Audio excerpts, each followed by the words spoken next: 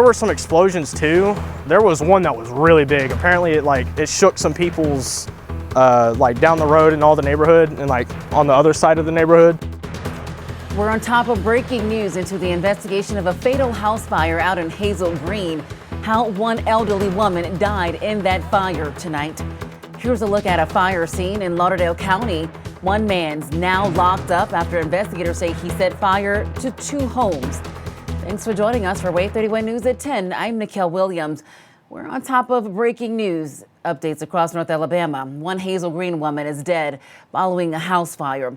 That fire happened on the 100 block of Macon Road in Hazel Green. WAAY 31's Xavier Wary is following this developing story for us tonight. Xavier, you just talked to the neighbor who lives right next door. Indeed, Nikel, I did. And he says that when he was driving on this road, he was coming home from the gym, and that's when he saw this neighbor's house on fire right here behind me. He actually stepped outside of the car and he made his way to this house. And he said that he saw a bunch of other neighbors make their way to this home here, and they were trying to rescue the person who was inside. Unfortunately, one person did not make it. I got real nauseous feeling because I was like, there's nothing I can do, and there's someone in there. Xander Brumlow says he's known his neighbors next to him for more than a decade. He says when he saw that fire when turning on his home street of Macon Road in Hazel Green, his instincts kicked in.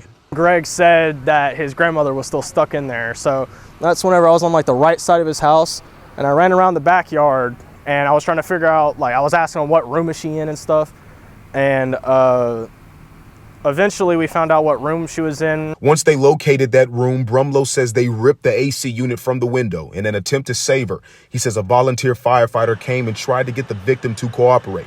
That's when Brumlow noticed that victim was unresponsive. It's terrible. I mean, they've been my neighbors for 10 plus years around that time, and it just sucks knowing that someone they knew and loved passed away. And their animals too, because people consider animals family.